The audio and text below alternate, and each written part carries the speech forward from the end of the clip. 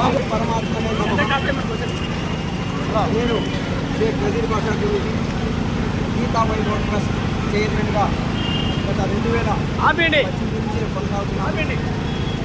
Gita Vaibhav trust యొక్క ముఖ్య ఉద్దేశం ఏంటంటే సమాజంలో ఆధ్యాత్మిక ప్రగతి సాగుతుంది. ఆధ్యాత్మిక ప్రగతి అంటే కృష్ణ భగవానుడు మాట్లాడుతారు.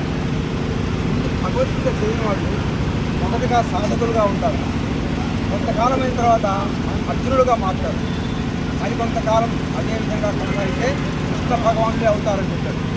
అటువంటి ఆధ్యాత్మిక ప్రగతిని సాధించడం కోసం భగవద్గీతను సమాజంలో అన్ని రంగాల వారికి, అన్ని వర్గాల వారికి, విద్యార్థులకు మేము ఉచితంగా పుస్తకాలు పంపిణీ చేసి భగవద్గీత ప్రచారం చేస్తాం. మరి ఈరోజు ఏమంటే 6వ వార్షికోత్సవం. ఇంకో విషయం ఏంటంటే మేము ప్రతి నెల చివరి ఆదివారం ప్రతి ఏరియాకి పోయి ఇంటింటా భగవద్గీత, ఎల్లూరంతా భగవద్గీత అని ప్రతి ఇంటికి భగవద్గీత ఉచితంగా పంపిణీ చేశాం. అలా ఒక సంవత్సరం పూర్తయింది. ఆ సంవత్సరం సందర్భంగా మహానగర సంకీర్తన కోనస్పేటలోని గీతా మందిరం దగ్గర నుంచి ఇంతమంది వందలాది మంది జనాలు, విద్యార్థులు, విద్యావేత్తలు, అనేక సంస్థలు వీరంతా పాల్గొని ఈ నగరంలో ఈ యొక్క మహానగర సంకీర్తనం టౌన్ హాల్ వరకు చక్కగా వచ్చి విజయవంతం చేశారు. ముఖ్య లక్ష్యం ఏంటంటే మాది సమాజంలో ఎన్నో విలువైన అంశాలు గల భగవద్గీతను విస్తృతంగా ప్రచారం చేయాలి.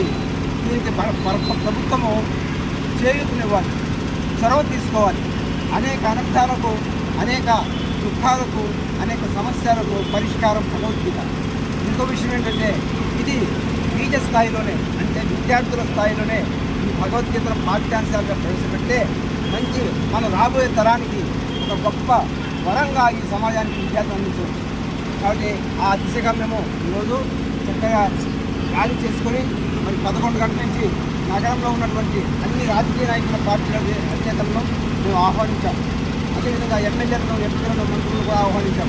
వీరందరూ ఇచ్చేసి మరి కార్యక్రమంలో వారు వంతుగా తమ యొక్క ప్రయత్నాన్ని ప్రభుత్వం దృష్టికి, అంటే చీఫ్ మినిస్టర్ దృష్టికి, deputy prime minister chief minister దృష్టికి, తర్వాత విద్యాశాఖ మంత్రి దృష్టికి తీసుకెళ్ళి ఈ యొక్క పాఠ్యాంశాల్లో ప్రవేశించే ప్రతిపాదనను బలపరుస్తారని మేము ఆశిస్తున్నాం.